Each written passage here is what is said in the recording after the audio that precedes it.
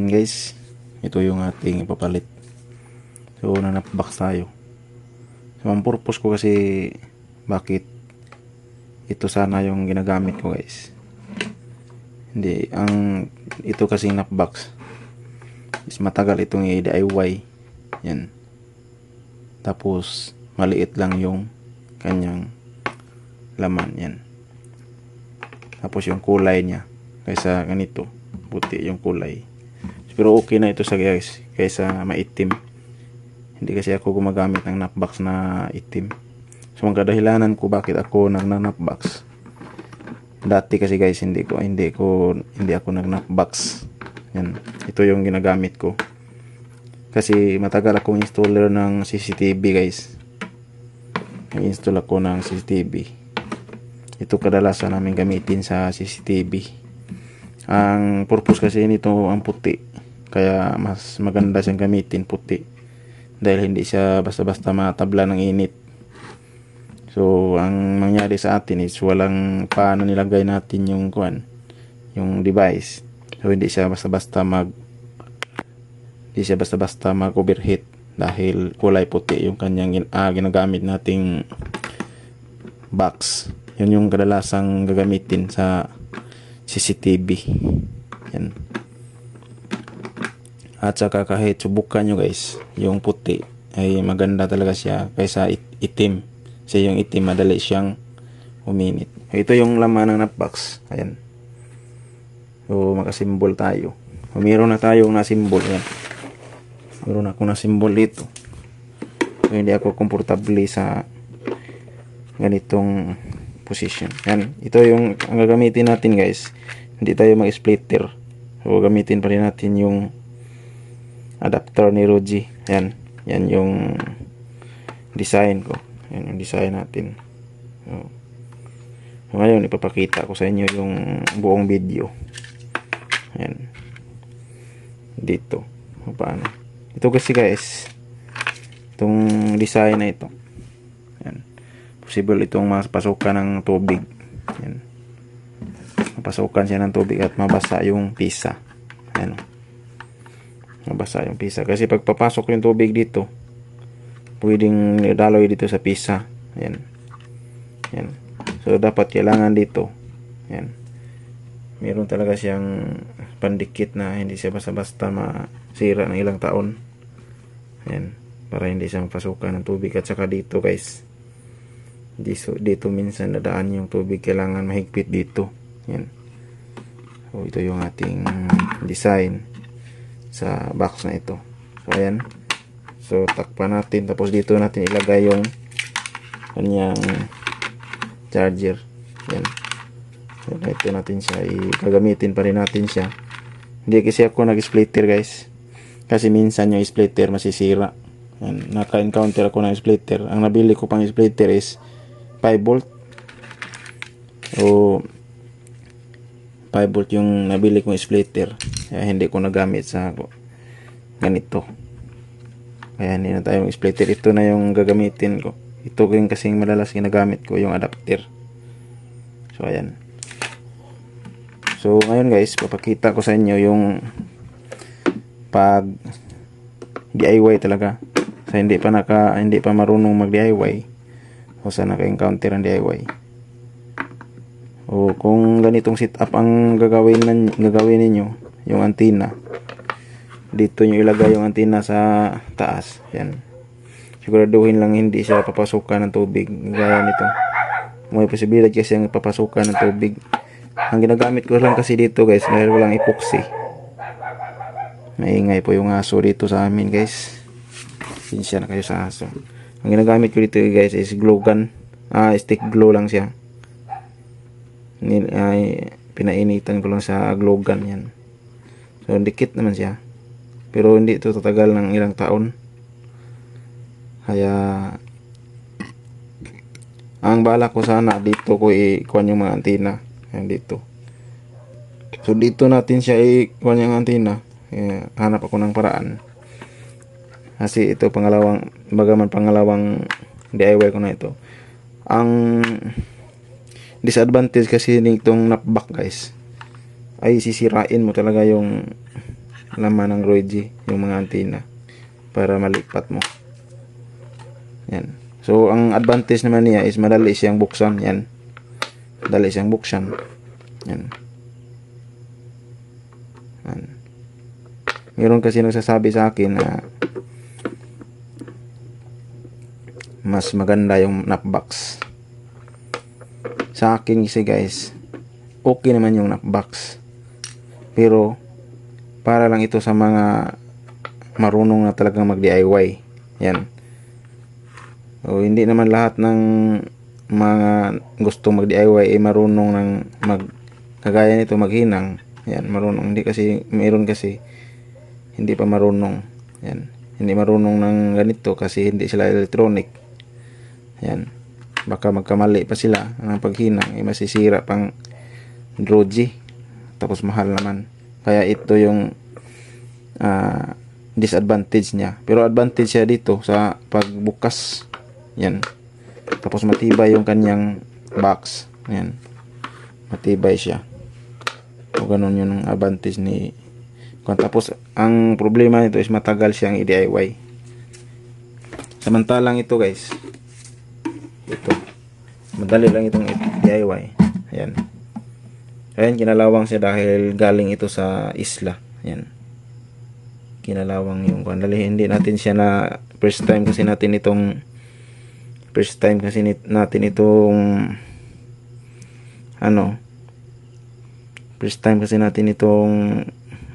time kong DIY ito. Yan, yung kulay niya. Kulay dilaw na. Dahil sa sobrang tagal na na-deploy sa isla. So, tinanggal ko ito dahil nasira ito. Ang isla kasi is ginagamitan ko ng pure 12 volt sit up. Kaso pag wiring ko nakabaliktad yung negative at saka positive. Hindi ko na malayan na kaligtaan ko. Baliktad pala yung color ng wiring ng wire, kaya na ito nasunog siya. Pero ipapaayos po natin ito. Mayroon akong kaibigan, ipapaayos natin ito kung kaya pang maayos. So yan siya guys. So susubukan nating tanggalin yan.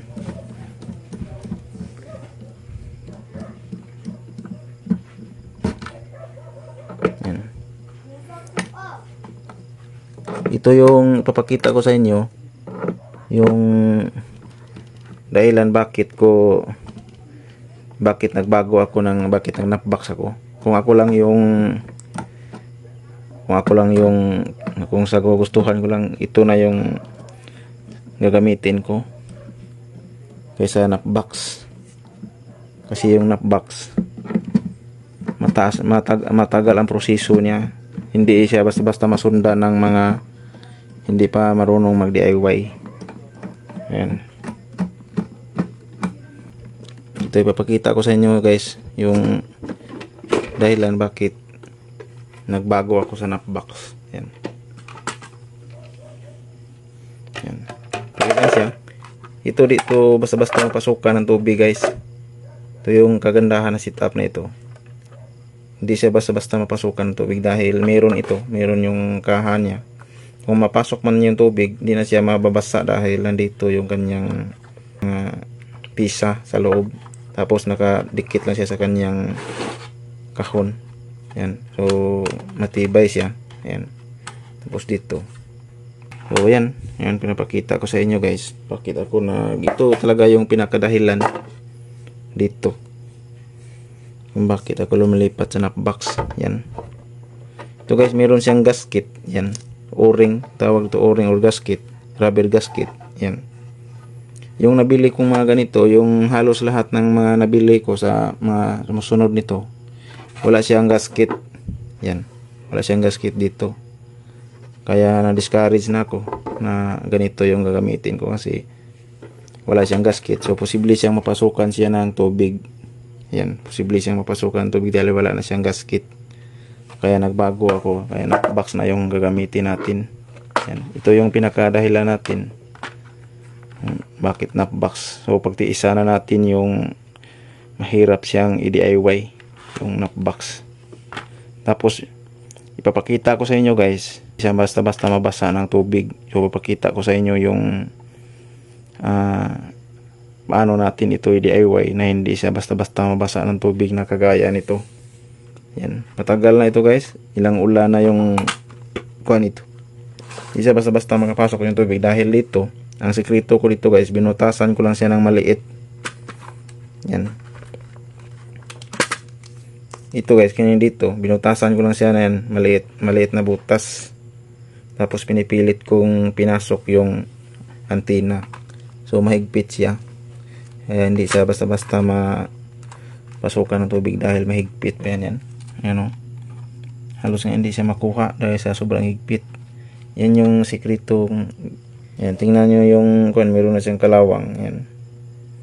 Yung screw niya meron kalawang dahil hindi natin nalagyan ng asiti at saka glow, stick glow.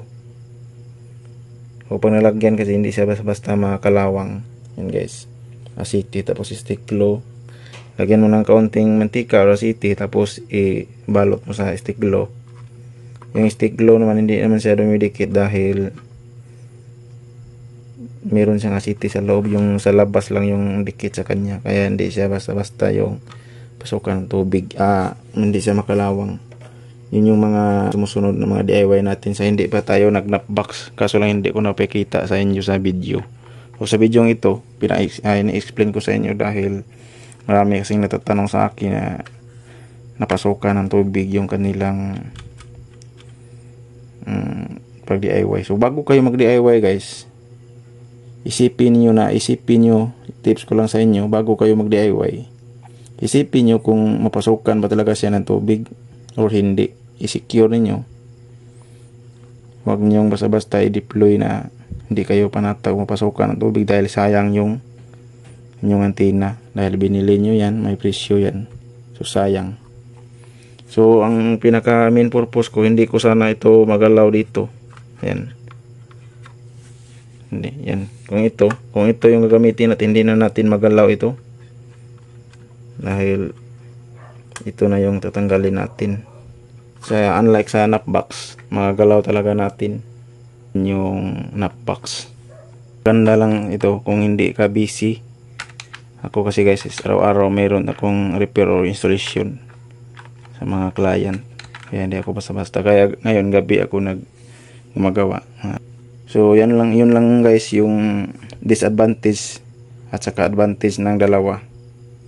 Ang kagandahan nito is kulay puti. Yan, pero itong napbox okay na ito guys, kahit hindi siya kulay puti. Okay na rin ito dahil parang kulay gatas na rin siya. Ayan. Ang gray, parang kulay gray siya. Okay na rin siya. Unlike sa itim na box, mainit talaga yun.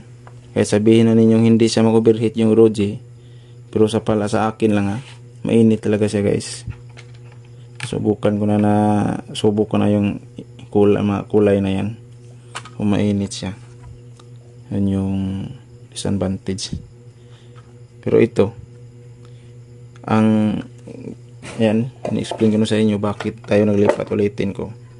Ayan, dito yung mga nabili natin, yung binibigay sa atin sa order, wala nang ganito, wala nang rubber gasket. So posibleng mapasukan ng tubig yung mga antenna natin. Kaya yung last na symbol ko, nilagyan ko na ng glow dito guys. Ayan, nilagyan ko ng glow dito bago ko din-deploy, para hindi talaga siya mapasukan ng tubig at hindi masayang yung ating ROG. So ayan. So yan lang yung explanation natin sa advantage at saka disadvantage ng dalawa. So kung ako lang tatanungin, mas gusto ko na ito dahil hindi ko na magalaw yung ROG, tsaka malaki yung kanyang laman sa loob. Ayan. Pero yan wala tayong magagawa dahil hindi natin sapalaran yung ating ROG. Baka masira yung ROG natin. So yan guys, ipapakita ko na sa inyo paano tayo mag DIY ng ROG gamit yung napbox.